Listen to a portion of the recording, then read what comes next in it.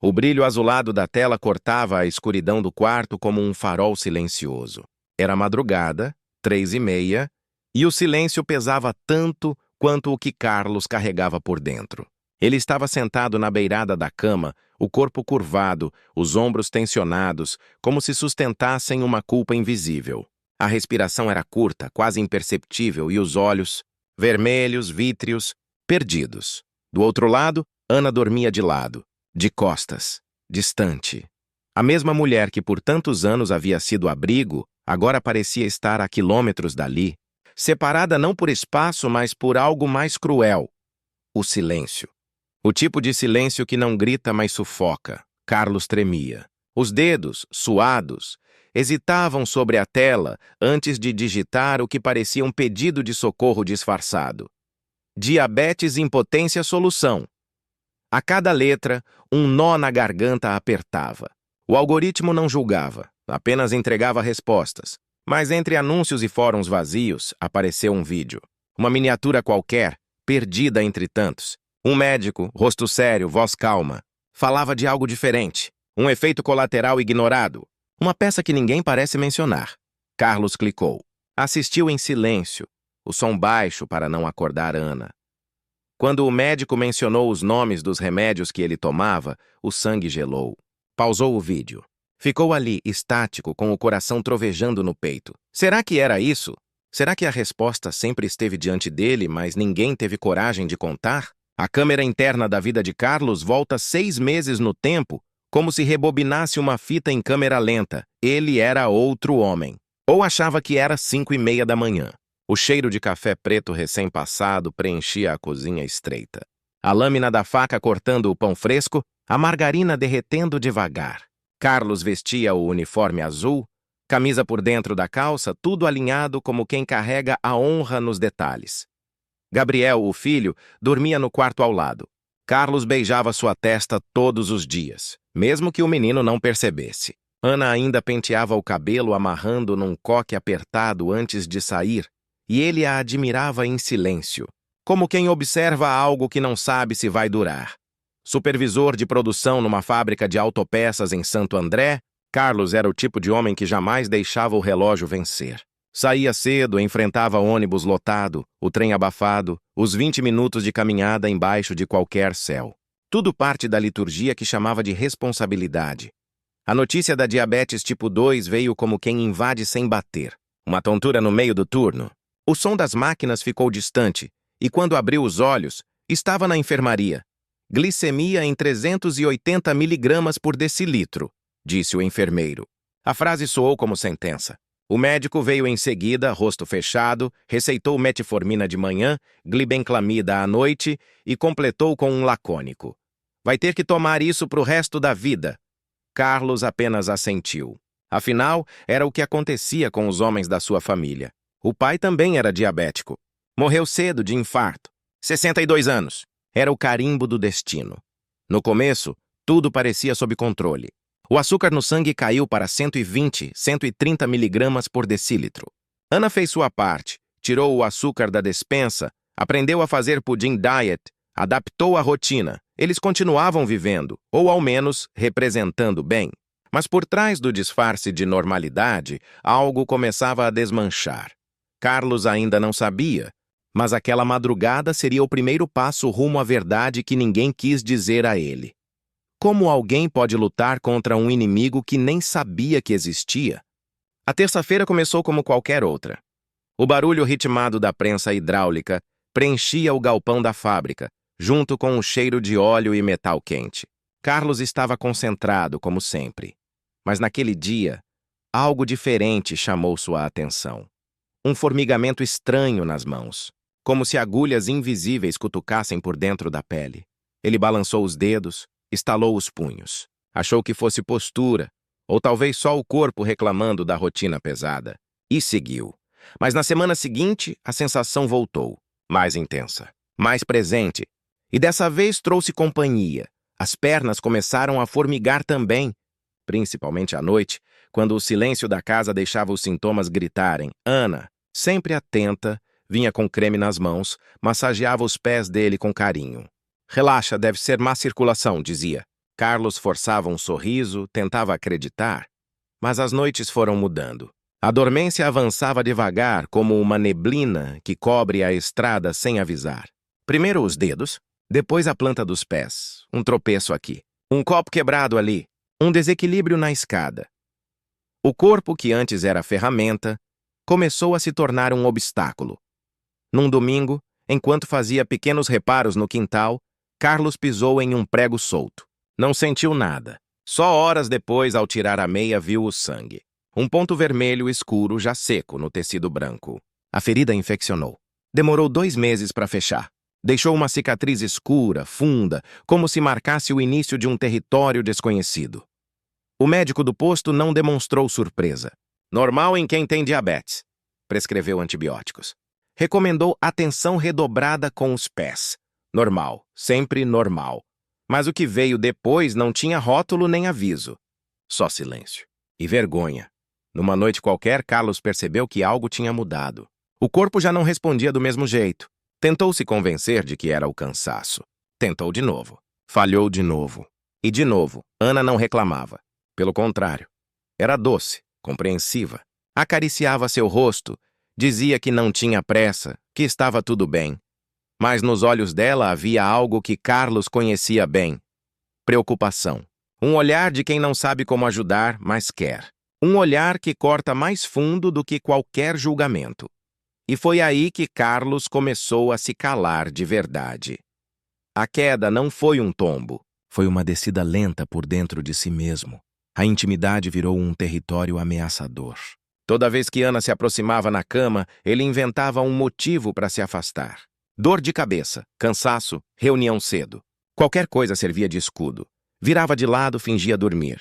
O travesseiro abafava os sons da própria covardia. Ana, mesmo com o coração em pedaços, insistia. Tocava suas costas com delicadeza. Sussurrava, "Te amo", como quem tenta lembrar a alguém quem ele era. Carlos não respondia. Começou a tomar banhos demorados com a água quente, tentando apagar a sensação de fracasso que grudava na pele. O banheiro virou seu esconderijo. O silêncio do quarto, agora, era um campo minado.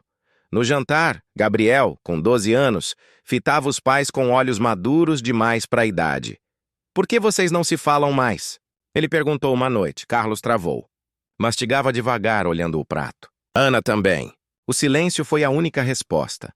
Nos meses seguintes, o corpo de Carlos começou a desaparecer diante do espelho. 15 quilos perdidos, roupas largas demais, cinto apertado no último furo. O rosto, antes cheio de vida, agora mostrava sulcos profundos, olheiras, o vazio. No trabalho, os colegas comentavam. "Tá doente, Carlos?" Ele ria, dizia que era dieta nova. Contava piadas sem graça. Mas por dentro, sentia-se como uma lâmpada que vai apagando aos poucos. A glicemia virou uma montanha-russa desgovernada. 70 miligramas por decilitro. Tremores, suor frio, visão turva. Depois, do nada, 300. Sem lógica, sem padrão. O médico aumentou a dose. Depois prescreveu insulina. Depois outros remédios. E nada parecia funcionar. Carlos já não confiava mais no próprio corpo. Cada dia era uma roleta russa bioquímica. Até quando o corpo aguenta ser ignorado antes de pedir socorro do jeito mais doloroso possível? A porta de madeira pesada se fechou atrás de Carlos com um clique abafado. O consultório era silencioso demais, limpo demais, frio demais. O ar-condicionado soprava um vento gelado sobre sua nuca, fazendo arrepiar os pelos do braço. Ele apertava com força o envelope dos exames, como se pudesse conter ali dentro o que já estava escapando pelas bordas da realidade. A consulta custou R$ 300, dinheiro que Carlos escondeu por 2 meses. Abriu mão do almoço, esticou turnos, fez hora extra no sábado. Tudo para estar ali. Do outro lado da mesa, o Dr. Mendonça ajeitava os óculos de armação dourada. Era um homem de fala baixa, rosto sério, cabelos brancos penteados com cuidado. Um daqueles médicos que parecem carregar o peso de anos de diagnósticos difíceis no olhar. Ele analisava os exames com os olhos estreitos, em silêncio. O tic-tac do relógio de parede se misturava com os batimentos de Carlos, rápidos, quase doloridos. "Senhor Carlos, sua hemoglobina glicada está em 9,8%. A função renal apresenta comprometimentos claros. E temos aqui sinais nítidos de neuropatia periférica em estágio avançado. As palavras caíram como pancadas secas. Há quanto tempo o senhor sente esses sintomas? A pergunta foi a chave que abriu a represa. Carlos desabou. Falou dos formigamentos nas mãos, da dormência nos pés, das feridas que insistiam em não fechar. E então, com os olhos cheios d'água, voz presa na garganta, confessou o que vinha guardando com mais vergonha: o problema íntimo. O médico não reagiu com choque, nem com pena. Apenas assentiu, com um olhar que dizia: eu já vi isso antes. É mais comum do que o senhor imagina. Cerca de 70% dos homens diabéticos desenvolvem algum grau de disfunção erétil. O diabetes atinge os vasos, os nervos e a intimidade. Carlos engoliu seco. Esperada. Foi a palavra que ficou martelando. Uma complicação esperada, como se já estivesse no script e ninguém tivesse avisado a ele. Dr. Mendonça continuou, com calma cirúrgica, explicando sobre a neuropatia autonômica, sobre possíveis danos irreversíveis, sobre a urgência de um controle mais rigoroso. 7 novos medicamentos, todos diferentes, insulina incluída. Um custo de mais de R$ 600 por mês. Carlos saiu do consultório em silêncio. O sol do lado de fora parecia ironicamente forte. O mundo seguia, indiferente. Ele caminhou até uma praça próxima. Sentou num banco sob uma árvore e deixou o corpo desabar. As mãos tremiam, o peito parecia oco. E então chorou. Não foi um choro contido, de adulto. Foi o choro bruto, sem filtro, de quem se sente pequeno demais para segurar a própria dor. A noite chegou e trouxe com ela a última esperança de normalidade. Ana havia preparado tudo. A casa tinha um perfume leve de baunilha. As velas aromáticas lançavam sombras suaves sobre a parede da sala. Na mesa, lasanha recém-saída do forno, vinho na taça, guardanapos dobrados com cuidado. Ela usava a lingerie vermelha que ele lhe dera de presente no último aniversário de casamento. O batom combinava. O olhar era doce e cheio de expectativa. Gabriel estava na casa da avó. Era a noite deles. Carlos entrou e, ao ver a cena, sentiu o estômago se revirar. Parte dele queria fugir. Parte queria apagar tudo e começar do zero. Mas ficou. Ana se aproximou. Segurou suas mãos. Beijou sua boca devagar. Tentou. Carlos tentou também. Deus sabe que tentou. Mas o corpo não quis seguir. A cena virou um teatro trágico. Ana começou suave. Depois insistente. Por fim, desesperada. O que está acontecendo com a gente, Carlos? Você nem me toca mais. Tem outra? A pergunta atravessou o ar como uma faca afiada. O que doía não era o ciúme, era a dor de não saber como explicar o inexplicável. Ele explodiu. A raiva se misturou ao medo, ao cansaço. A frustração. Você não entende nada. Eu tô doente, caramba. Não é sua culpa. Nem minha. Eu tô perdendo o controle da minha vida. Ana respondeu com lágrimas. Gritou de volta. Disse que ele não confiava nela, que estava destruindo tudo o que eles construíram juntos. No meio da confusão, uma presença inesperada. Gabriel, parado na porta, mochila nas costas. A avó o trouxera mais cedo. O menino viu tudo. Os gritos, o choro, o caos. E, sem dizer nada, correu para o quarto. O silêncio que ficou era tão denso que fazia doer os ouvidos. Ana pegou uma mala pequena. Roupas dobradas às pressas. Nem olhou para trás. Vou para casa da minha mãe. Preciso pensar. A porta se fechou. A sala ficou parada no tempo. As velas ainda acesas. A lasanha esfriando na travessa. O vinho pela metade. E Carlos, sozinho encarando o vazio, dormiu no sofá. Ou tentou. Acordava a cada hora com suor frio, o peito apertado, a mente fervendo. O medidor de glicemia piscava um número assustador. 380 miligramas por decilitro. A insulina escorria pela seringa. As mãos tremiam, mas naquele momento o problema não era mais o açúcar no sangue, era a vida inteira que estava fora de controle. O que resta de um homem quando até seu corpo se volta contra ele? Aquela madrugada não foi apenas mais uma noite em claro. Foi o ponto de ruptura, a hora em que tudo estalou por dentro. O momento em que Carlos, cansado, ferido, derrotado, enxergou uma fresta de luz. O vídeo seguia tocando no celular, como uma voz calma no meio do caos. O médico falava de forma clara, direta e profundamente humana. Um endocrinologista brasileiro, sem jaleco, sem termos técnicos inacessíveis, dizendo em voz firme o que ninguém havia dito. Certos remédios comuns para diabetes podiam provocar efeitos devastadores, e quase nunca isso era explicado ao paciente. A glibenclamida, aquele comprimido que Carlos engolia há 2 anos sem questionar, era citada como uma das causas possíveis de disfunção erétil severa em alguns pacientes. A metformina, em doses altas, poderia acelerar a neuropatia periférica. Era como se alguém tivesse retirado uma venda dos olhos dele. Carlos passou o resto da madrugada vasculhando artigos científicos, fóruns de discussão, vídeos de outros especialistas. Usava o Google Tradutor, copiava termos médicos, lia devagar. Pela primeira vez, não se sentia apenas um paciente, mas alguém tentando entender o que acontecia dentro do próprio corpo. Na segunda-feira, com os olhos vermelhos de cansaço e esperança, ligou para Ana. "Preciso te mostrar uma coisa." "Por favor." Ela veio apenas para buscar mais roupas. Mas ficou. Sentou-se ao lado dele no sofá. Assistiu ao vídeo. Depois outro. E mais outro. As perguntas começaram a brotar entre os dois. E se? E se tivesse outra forma? E se o problema não fosse ele? Nem ela? E se fosse só o tratamento errado? Juntos buscaram ajuda, encontraram a doutora Patrícia. Jovem, empática, com uma fala firme e acolhedora. Carlos levou todos os exames, contou tudo. Não escondeu nada.